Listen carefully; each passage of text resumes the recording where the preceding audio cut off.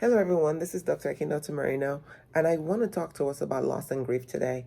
In this country alone, we have lost 400,000 people. Those are 400,000 families and friends, acquaintances who are mourning losses in this season, and that is just in the United States.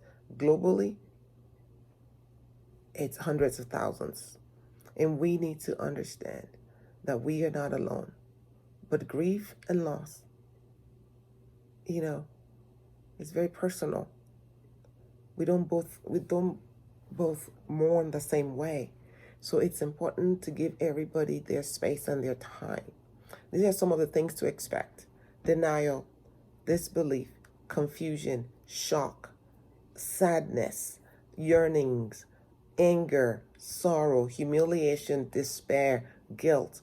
All of this have come. They're all normal, common reactions to loss. You may not be prepared for the intensity and the duration of your emotions, but it's okay. You give it time for this to take place. Give yourself time to feel what you're feeling. The very word bereavement means to be deprived by death. So we all feel it. You feel it when you lose somebody. You feel that death has cheated you. If you are religious, if you're a Christian, you feel, okay, they've gone to heaven, and happy for those who are in heaven. We're happy for them that they went there. But those of us on the side, we miss them and we want to hold them. We want to touch them, want to talk to them, want to pick up the phone and call them, but those things are no more.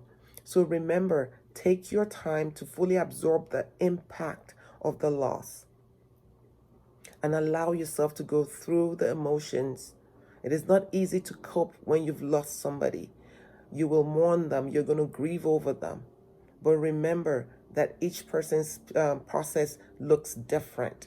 I want you to know that there are things that are going to happen to you. And this is one of the reasons I'm doing this video. Grieving is the outward expression of your loss.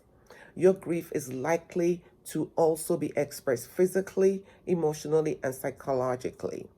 So, some people complain and they say they feel like they have their stomach upset, they have severe headaches,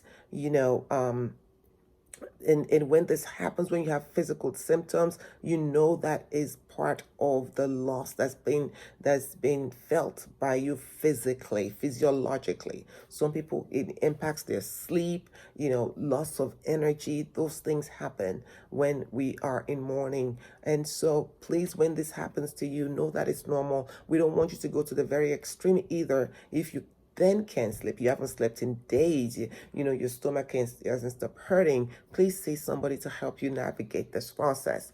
And it also impacts you psychologically. It impacts you in a way where you might start getting depressed, you might start getting anxiety, and you're wondering what's happening.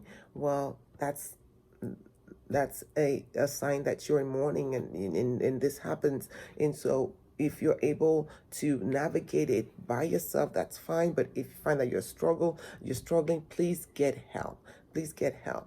When you're dealing with a major loss, the death of a loved one is always difficult. But when you have the death of a child, it is a punch in the stomach. It's just it feels unjustified. You're very the sense of injustice, so that this is not supposed to happen.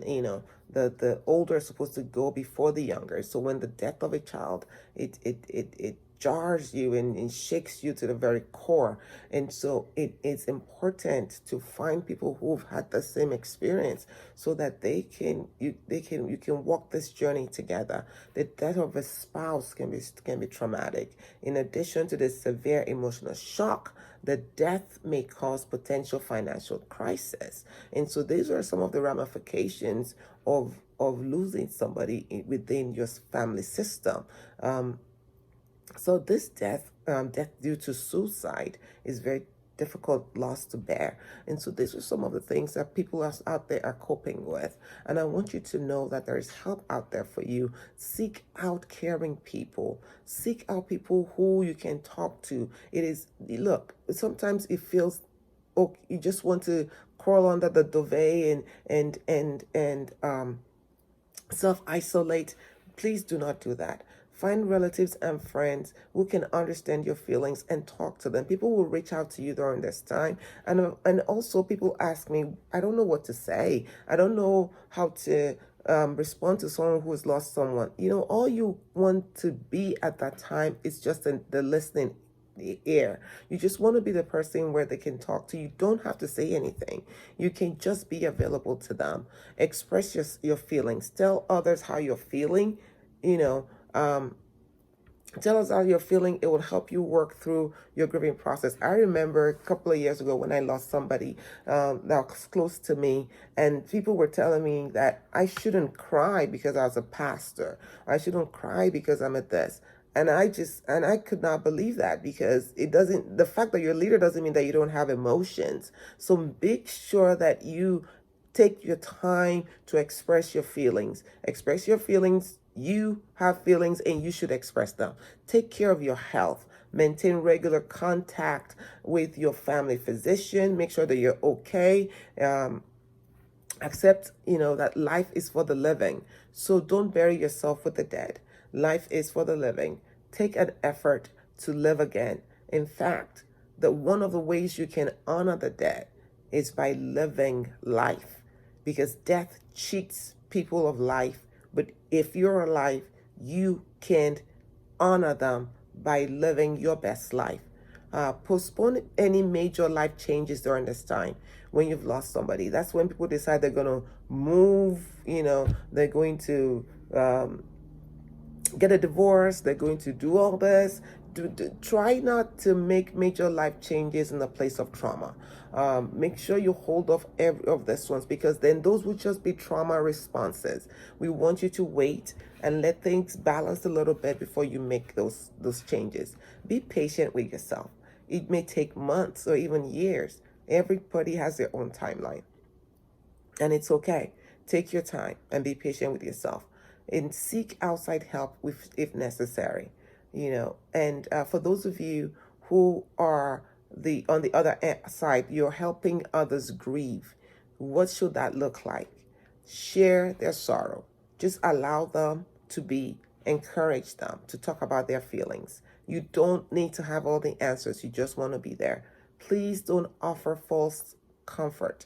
It doesn't help a grieving person for you to say, oh, that was the best thing for them. You'll get over it. None of that. You don't need to say all that. That's false comfort. Please, you don't need to say that. Or you say, Jesus loves them better than you. Like, no, stop all that.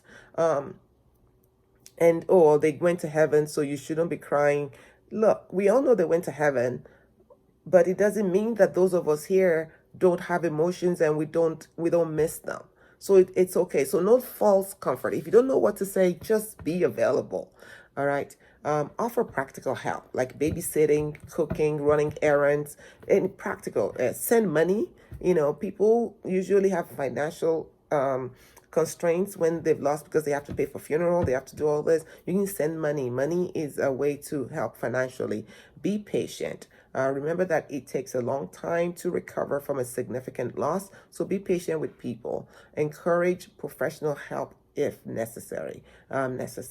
So it's important that I hope that would help you. Children who experience loss may grieve in different ways. You may find out that they're skipping, they're not really doing their work in school anymore. They might withdraw into their rooms. They might go into survival mode and not even want to talk about it. So watch your child, see what's going on with them. And if you notice, and talk, just communicate with them, let them talk to you. And don't sweep death, don't sweep it, don't make it a secret. I know, especially I'm talking to my African clients and my African folks out there. We need to talk about it. You shouldn't lie to your children about death. I remember when my mom died all those years ago. I was 12 years old. My younger siblings were told that she traveled. So these are kind of things that the children can actually re-traumatize them. Talk to them. It's a cycle of life. So it is important for us to to talk to our children and let them and help them go through the loss and help them grieve this. And so always and always look to the future. Know that even though we're mourning today, we're going to be okay. Even though we're mourning today, we're going to honor them by living our best lives. I hope I have helped you. And, click on any of my videos on YouTube to, if you want to continue learning about, mental health responses. I wish you well. I'm so sorry for your loss, and I wish you a speedy recovery. Bye-bye.